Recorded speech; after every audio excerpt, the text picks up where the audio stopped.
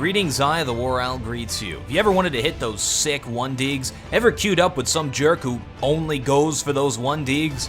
I hate those people. Let's take a closer look at the Deagle and figure out the optimal way to use it. First of all, when should you purchase the Deagle? It's a great economy weapon if you have the extra cash because it's extremely effective against full buying players. Spending $700, you can take out a $4,000 full bot player in a single ba-bam. So I'd recommend purchasing it on pseudo buys, meaning rounds where you're only spending enough money so that you can buy on the next round. But I'd also only recommend it to players who know how to use it, and you have to practice it to be effective with it.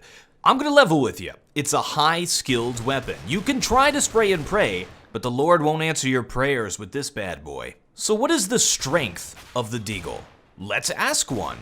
They call me the headshot machine.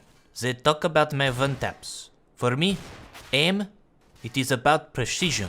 This video is sponsored by Headshots. Boom, headshot! Boom, headshot! Boom, headshot! So it's the standing precision of the weapon that makes it optimal for one-taps. But at what distance is missing a shot your fault? And at what distance is missing a shot the fault of the weapon? I've set up a shooting range to find out. The range ranges from 768 units, which is just a stone's throw, to 2,048 units, which is about the length from A site to pit on Dust 2.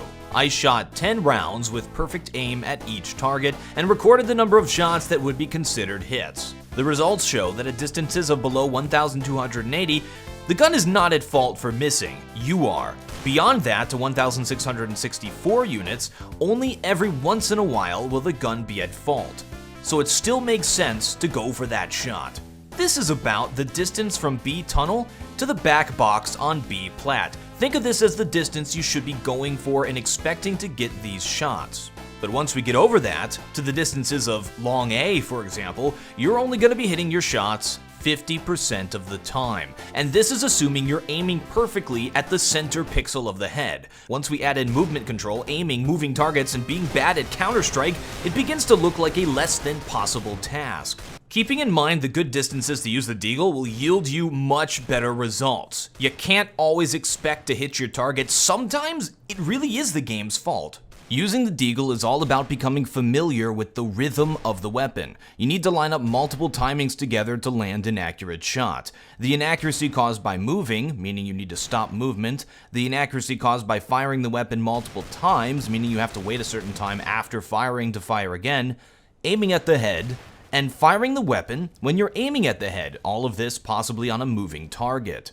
I simplified this in the op tutorial to stop, scope, flick, fire, doing all 4 movements at the same time fluidly. As with all accurate shooting in CSGO, you've got to do the same sort of thing with the Deagle. Line up all the abstracted timings to land the perfect shot, coordinating between your left and right hand.